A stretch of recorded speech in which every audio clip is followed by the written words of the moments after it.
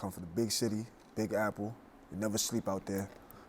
You know, I come from a really broken family, you could say. I'm an adopted kid. My aunt, you know, thank to God she adopted me, her and my uncle, when I was born. It took them a year to adopt me, but, you know, they took care of me, and I have 9 other siblings. Me.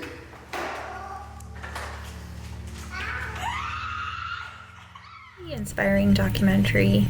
It was kind of great to hear Lefty and everyone else kind of speaking to the camera and kind of sharing the life story and the key pivotal moments, and I think overall it makes for a really inspiring documentary. I thought this one was really inspiring. I love the way that it was shot. The use of like the drone shots really helps, you know, put things in context.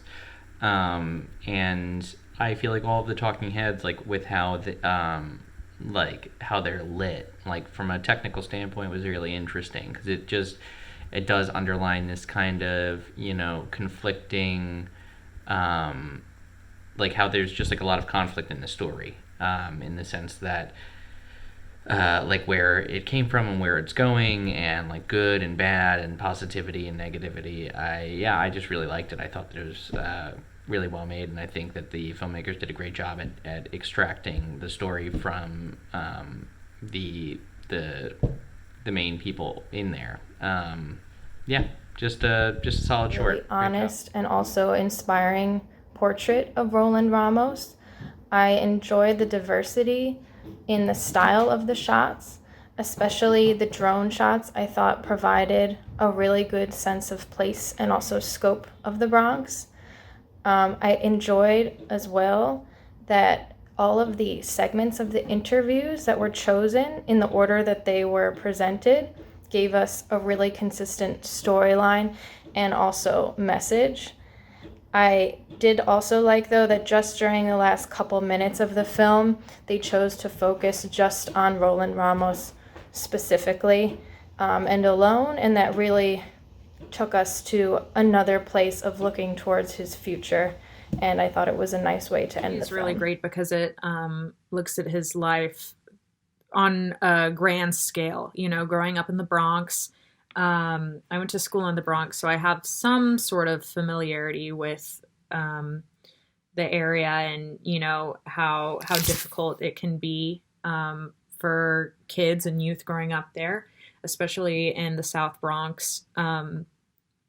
So adding that and this kind of searching for identity because of his adoptive mother, or being adopted, and finding it with sports and having that lead him, giving him an outlet and leading him to college and to being a coach and going to all these places and finding more senses, finding more communities and sense of self within these sports spaces, and just kind of building him to find a community and to find purpose and instill that in other kids as he goes on to coach. It was just really well done. You capture everything that played into his life and into his story overall. So it was very touching. It encapsulated this entire lifetime thus far. So just very, very well done. What an incredible story. What an amazing story. I'm completely floored by this. This documentary is so well done. I mean, I could talk about the story, but I think it's pretty straightforward. The storytelling is extremely clear. You know, I mean, it's being adopted and finding out about his family and then his cousin and that tragedy. Oh, so heartbreaking. And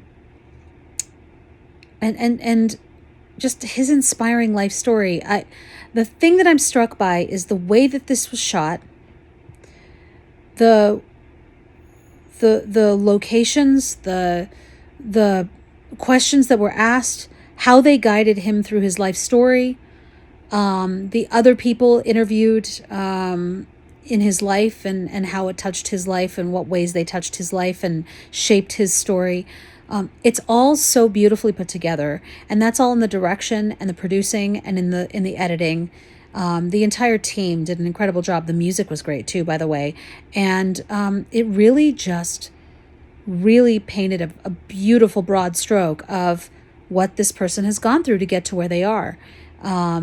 It's wonderfully done, and congratulations. It's a beautiful film. Thank you for making it. It's very inspiring. It is a very hard watch, but a very, very good one.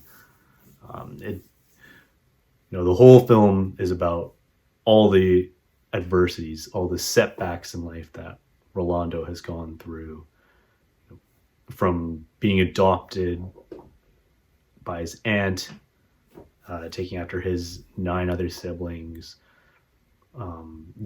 how his mom dealt with drug addiction, and how he found out about all this when he graduated elementary school, and getting kicked off of his baseball team, and then just that causing him to spiral. And then after that, when he talks about his cousin's death, learning about his cousin's death, you really feel the trauma and the grief that he's going through. You really hear the pain in his voice. It really comes through beautifully. But he then, brings all of it together and talks about all the life lessons that he's learned from this. Like, for example, when he's talking about getting kicked off the baseball team, they're interspersing it with shots of him coaching up a basketball team and doing good for a group of kids. And then he talks about how his cousin's death made him take life seriously and want to help others. So it's a very, very inspiring message, but a very difficult watch. So if you watch it, you're going to want to have a pile of tissues on hand. Really liked. There's some beautiful B-roll shots in the beginning. I thought the lighting for all of Rolando's talking heads was great. And Rolando is just such a great character and such a great person. You could listen to him talk, forever, and you see him really wanting to grow and to change throughout that whole film, and it's really touching. I felt like at times his overall story got a little unclear, but I still really enjoyed the documentary. Full resolved story there. I appreciated it. It felt purposeful. And the filmmaker wasn't spectacular, but it was what it needed to be to tell this particular story. So overall, 12 minutes, it didn't seem too long. I thought it was a good message and a good story. Cheers.